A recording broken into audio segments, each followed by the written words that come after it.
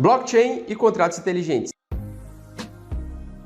Nesse vídeo nós vamos falar então sobre os contratos inteligentes e o que eles podem fazer de mudança no nosso mundo. Quais são os benefícios da gente usar contratos inteligentes no futuro próximo. Desde 2010, geralmente ouvimos falar muito sobre Bitcoin, por ser uma moeda digital, uma criptomoeda que consegue facilmente fazer transações entre duas pessoas, eliminando a necessidade de terceiros e facilitando transações de grande quantidade de dinheiro, cobrando taxas mínimas em uma velocidade bem grande, nada de burocracia. Isso por si só já soaria bastante revolucionário. Mas em 2014, um russo conhecido como Vitalik Buterin, um russo canadense, ele criou uma plataforma chamada Ethereum, onde ele pegou a blockchain do Bitcoin e adicionou a função de contratos inteligentes e desenvolvimento de dApps, ou seja, aplicativos descentralizados dentro de uma blockchain. Basicamente, ele criou aquela que seria a segunda geração das criptomoedas. E é sobre os contratos inteligentes que nós vamos falar e qual é a capacidade de mudança no nosso mundo, quais são as principais inovações que elas podem vir a trazer, nós vamos comentar neste vídeo. Os contratos inteligentes, eles têm a capacidade de modular automaticamente as transações de acordo com os níveis de confiança das partes envolvidas. Enquanto um contrato comum nada mais é do que um pacto entre uma ou mais pessoas que se obrigam a cumprir o que entre elas foi combinado,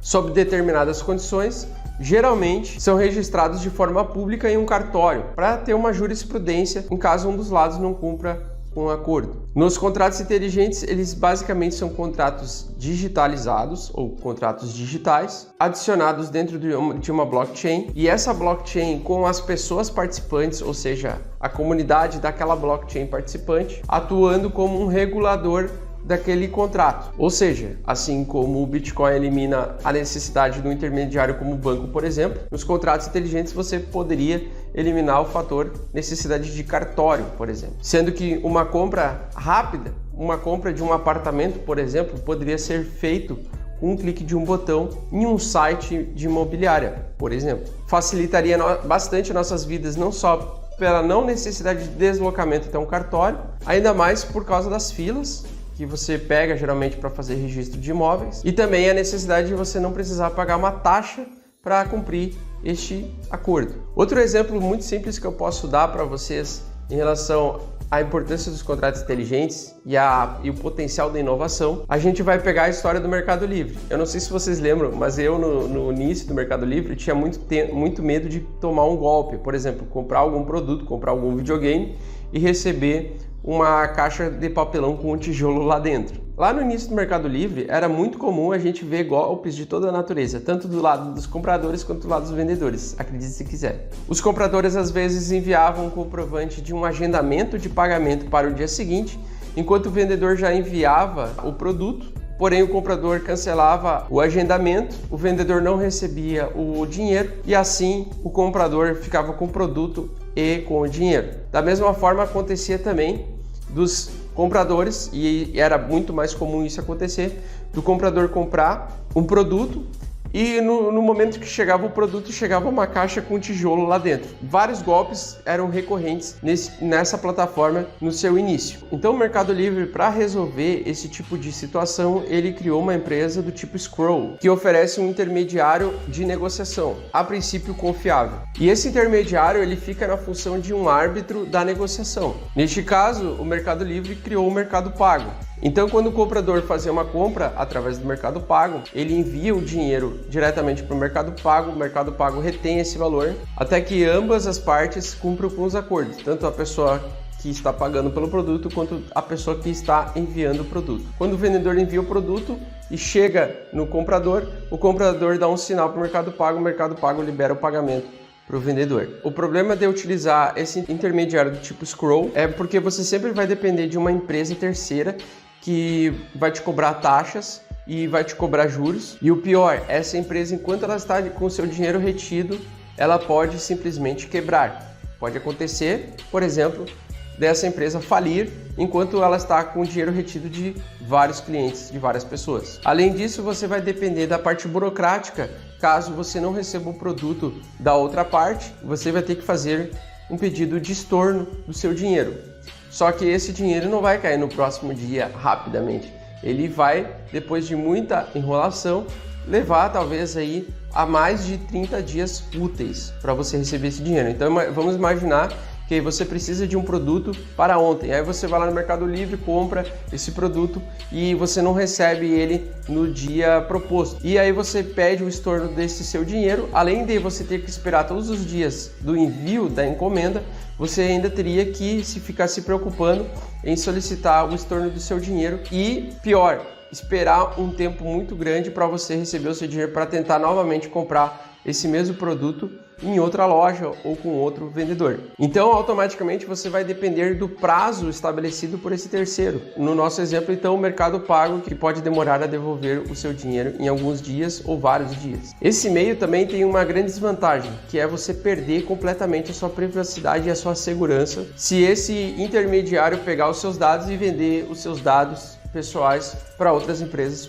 por exemplo. E outro problema maior é se esse tipo de empresa terceira estiver operando de forma questionável, digamos assim, como foi no caso da MTGlocks, uma máquina que era de vendas automáticas de criptomoedas, que mantinha os fundos dos clientes e não fornecia o serviço correto. Era basicamente uma corretora que permitia você trocar moedas fiat por bitcoins, sem ter que recorrer e fazer trocas pessoais com terceiros nas quais a gente não confiava. Então, nesse tipo de exemplo do Mercado Livre especificamente, a gente utiliza muitas vezes o Mercado Pago como um intermediário de confiança. Mas e se você pudesse eliminar a necessidade desse terceiro de confiança e ao mesmo tempo garantir que ambas as partes receberiam e cumpririam com o acordo? Seria muito bom, não é mesmo? E o melhor, se isso acontecesse em poucos dias ou em poucas horas, putz, melhor ainda. Então esta seria uma das centenas de soluções que poderíamos enxergar utilizando contratos inteligentes, desde que eles sejam bem projetados e planejados. O contrato inteligente, neste exemplo,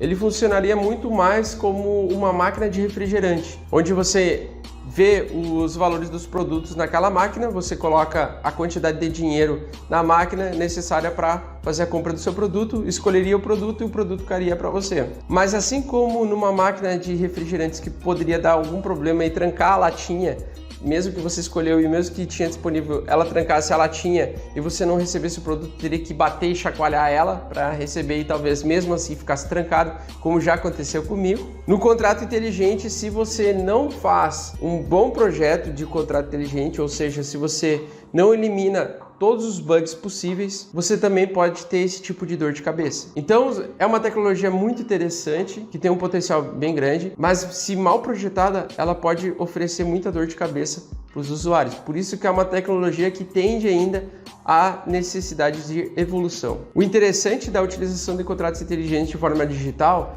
é que a gente pode aliar ele a integrar várias inteligências artificiais que pudessem calcular todas as variáveis possíveis em determinadas situações, podendo fazer a modificação e podendo fazer um contrato um pouco mais maleável para ambas as partes. Vamos pegar então um exemplo simples: se o comprador comprasse o produto e o produto chegasse com defeito, o contrato inteligente ele se adaptaria, se moldaria de uma forma tal que ele teria um desconto, um valor de desconto na hora da compra e na hora do pagamento do vendedor. Por exemplo, isso é só um exemplo, tá, pessoal? Então, neste exemplo, o contrato inteligente ele seria o seu intermediário de confiança, porém sem ter um cérebro com intenções más por trás e sem você necessitar da competência de um cérebro por trás desse contrato inteligente. Uma vez esse contrato inteligente seja bem projetado, bem desenvolvido e seja bem claro e objetivo, ele é imutável e não tem como voltar atrás. Por isso mesmo que ele precisa ser muito bem planejado. Passamos agora a não necessitarmos mais da confiança de uma pessoa, de um indivíduo ou de uma instituição para confiar em um sistema distribuído, descentralizado e autônomo, com regras muito bem pré-estabelecidas, transparentes e que qualquer pessoa pode verificar e que ninguém pode alterar. Para o resumo da ópera, então, a gente transfere a confiança em uma pessoa para confiar em um código. Isso vai simplificar de forma gigantesca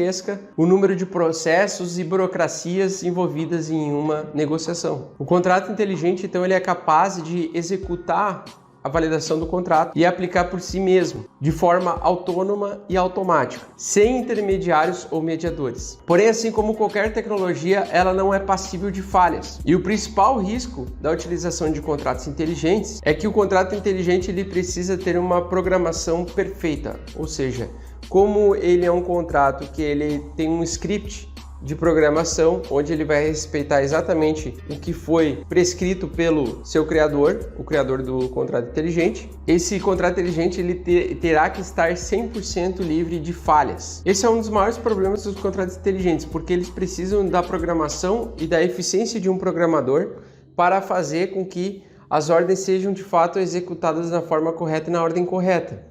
Se o contrato inteligente não for bem programado, ele pode ficar exposto a tentativas de ataque, a tentativas de alterações e o pior, a bugs. Esse é um dos principais problemas hoje que a gente vê com os contratos inteligentes. Então é uma tecnologia que pode ser muito revolucionária, mas ela tem um caminhar muito longo aí para se desenvolver e ficar melhor. Existem então centenas e milhares de oportunidades na adição de contratos inteligentes, mas eles precisam ser bem programados e bem executados.